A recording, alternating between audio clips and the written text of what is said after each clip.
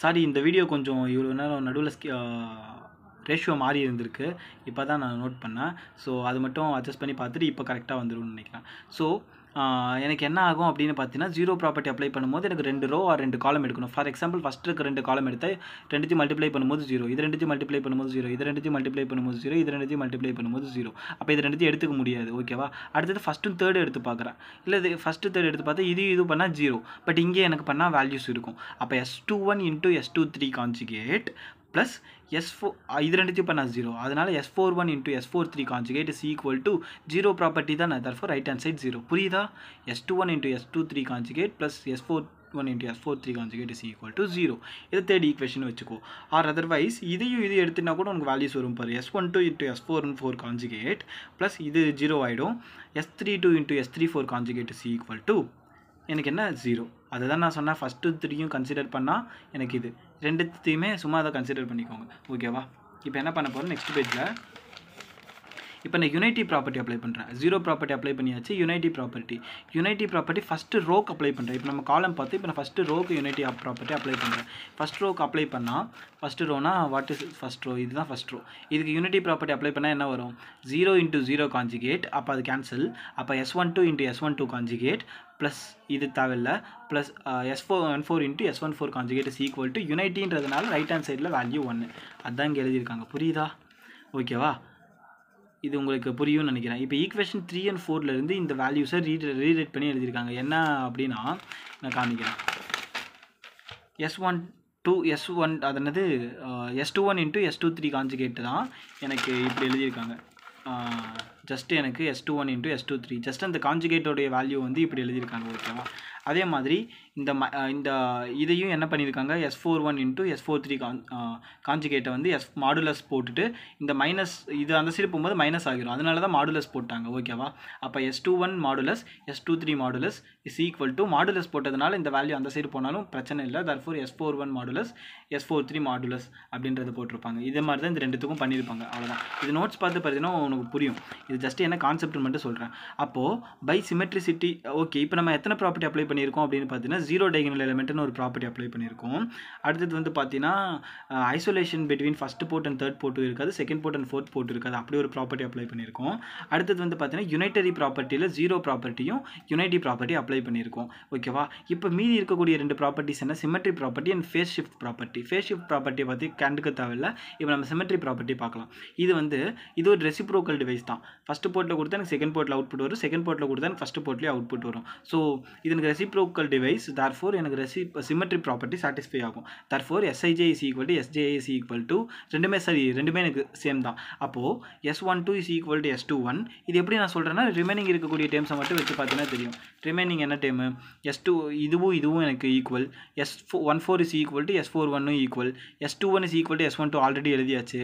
அப்போ S23 is equal to என்னது, S32 equal. அதே மாதிரி S32 is equal to S23 already எழுதியாச்சு. அப்போ S34 is equal to S43. ஓகேவா? அதே மாதிரி இங்கே வரும்போது S41 is equal to S14 already நம்ம எழுதிட்டோம். அப்போ S43 is equal to S34 அப்படின்ற கான்செப்ட் இங்கே வரும். அதை தான் நம்ம எழுதியிருக்கோம். அதாவது ஜஸ்ட்டு எடுத்து எழுதியிருக்காங்க, அவ்வளோதான். போட்டு குழப்பிக்க தேவையில்லை. வேறு I is not equal to J. அப்போ மீதி இருக்கக்கூடிய எல்லா பாசிபிள் காம்பினேஷன்ஸும் எழுதிட்டு தென் என்ன பண்ணுற அப்படின்னு பார்த்தீங்கன்னா, இந்த வேல்யூஸை கொண்டு வந்து அபவ் ஈக்குவேஷனில் சப்ஸ்டியூட் பண்ணுறேன். இந்த ஈக்குவேஷனில் சப்ஸ்டியூட் பண்ணினா இப்போ என்ன பண்ணுறேன்னா, 2-1 இருந்துச்சுனாலும் மினிமம் ஆர்டரில் எழுதிக்கோங்க. இது வந்து மேக்ஸிமம் ஆர்டர். இது வந்து 2ன்றது வந்து மேக்ஸிமம் ஆர்டர். இது வந்து மினிமம் ஆர்டரில் வந்து மினிமம் ரோ வைஸாக கன்சிடர் பண்ண S12. அப்போது S12ன்னு நான் என்ன பண்ணுறேன் எழுதிக்கிறேன். ஓகேவா? அடுத்தது S23 வந்து எப்படி எழுதலாம், S32ன்னு எழுதலாம். பட் இதுவே எனக்கு மினிமம் ஆர்டரில் இருக்குது, ஸோ பிரச்சனை இல்லை. S41 எப்படி எழுதலாம், S14ன்னு எழுதலாம். அப்போ வந்து S14.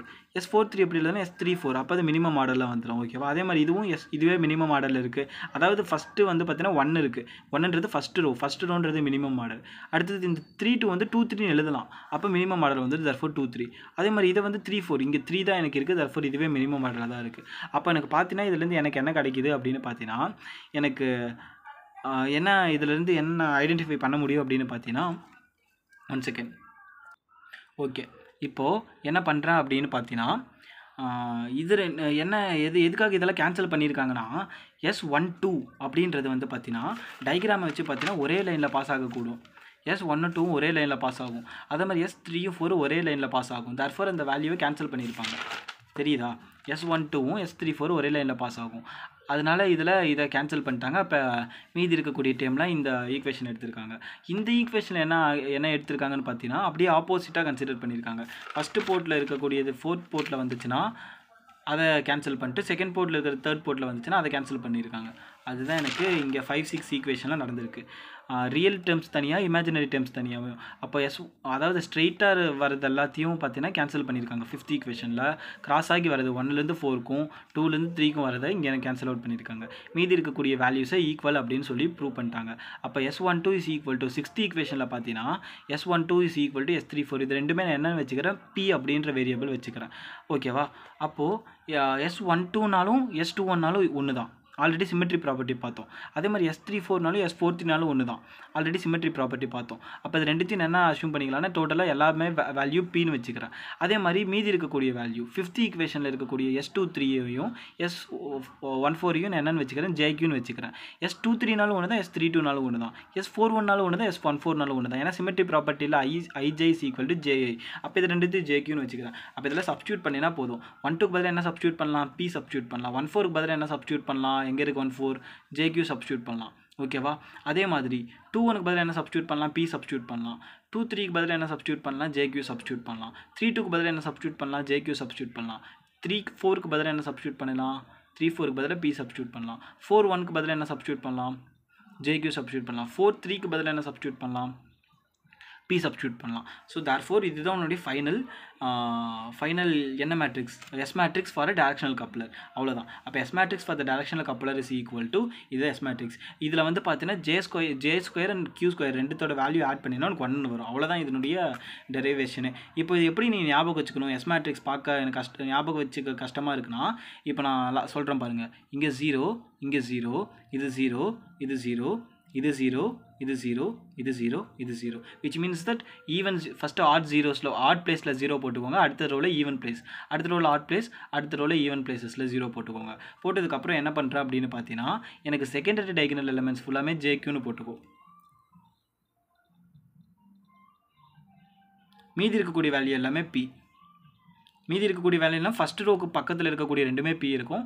லாஸ்ட் ரோக்கு பக்கத்தில் இருக்கக்கூடிய ரெண்டுமே எனக்கு Pன்ற வேல்யூ இருக்கும். அவ்வளோதான். This is the S matrix for a directional coupler. அப்போ இதுலேருந்து நம்ம என்ன பார்த்தோன்ற ஒரே ஒரு சம்மரி டக்குன்னு சொல்கிறேன். சம்மரி சொன்னால் ஞாபகம் வந்துடும். டைரக்ஷனல் கப்ளர் அப்படின்றது ஒரு 4 போர்ட் டிவைஸ். ஃபஸ்ட்டு போர்ட் எனக்கு input port, second port output port, third port எனக்கு ஐசோலேட்டட் போர்ட், ஃபோர்த் போர்ட் எனக்கு கப்புள் போர்ட்டு. அதுக்கப்புறம் இது எனக்கு ப்ரைமரி வேவ் கைட், இது எனக்கு செகண்டரி வேவ் கைட். இதுக்கு இருக்கக்கூடிய டிஸ்டன்ஸ் எல்லுடைய வேல்யூ, இதுதான் எனக்கு எல்லுடைய வேல்யூ. இந்த டைரக்ஷனல் கப்ளர் 3 ஃபேக்டர்ஸால் டிஃபைன் ஆகியிருக்கும். ஒன்று வந்து பார்த்தீங்கன்னா கப்புள்டு ஃபேக்டர், ஐசோலேட்டட் ஃபேக்டர், அப்புறம் டைரக்டிவிட்டின்றது. அது 3த்துக்கு ஃபார்முலா நோட்ஸில் இருக்கும், பார்த்துக்கோங்க. டைரக்ஷனல் கப்ளர் வந்து S மேட்ரிக்ஸ் டெரைவ் பண்ணும்போது என்ன ஆர்டரில் இருக்கும், ஒரு 4x4 மேட்ரிக்ஸ்ன்றதுனால 4x4 ஆர்டரில் இருக்கும். அடுத்தது வந்து பார்த்தீங்கன்னா ஆல் போர்ட்ஸ் ஆர் பர்ஃபெக்ட்லி மேட்ச்டுன்ற ஒரு கண்டிஷனை அப்ளை பண்ணுறேன். என்னுடைய டைகனல் எலிமெண்ட்ஸ் எல்லாமே 0 ஆகிடும். அடுத்தது வந்து பார்த்தீங்கன்னா ஃபஸ்ட்டு போர்ட்டில் கொடுக்குறது எனக்கு தேர்ட் போர்ட்டில் வராது. அதே மாதிரி தேர்ட் போர்ட்டில் கொடுக்குறது ஃபஸ்ட்டு போர்ட்டில் வராது. செகண்ட் போர்ட்டில் கொடுக்குறது ஃபோர்த் போர்ட்டில் வராது. ஃபோர்த் போர்ட்டில் கொடுக்குற பவர் செகண்ட் போர்ட்டில் வராது. தர்ஃபோர் இந்த 4 வேல்யூ எனக்கு 0. ஸோ ஆல்ரெடி இப்போ 4 8 வேல்யூ 0 பண்ணிட்டேன். ஸோ தர்ஃபோர் இது S மேட்ரிக்ஸ். அடுத்தது என்ன பண்ண போகிறேன், யுனைட்டரி ப்ராப்பர்ட்டி அப்ளை பண்ண போகிறேன். யுனைட்டரி ப்ராப்பர்ட்டியில் எனக்கு 0 ப்ராப்பர்ட்டி அண்ட் யுனைட்டி ப்ராப்பர்ட்டி இருக்குது. 0 ப்ராப்பர்ட்டி நான் ஃபஸ்ட்டு அப்ளை பண்ணும்போது 0 ப்ராப்பர்ட்டிக்கு எனக்கு 2 ரோ ஆர் 2 காலம் தேவை. நான் ஃபஸ்ட்டு காலம் செகண்ட் காலம் எடுத்தால் எனக்கு எல்லாமே 0 ஆகிடும். ஸோ ஃபஸ்ட்டு காலம் தேர்ட் காலம் எடுத்து எழுதுறேன்.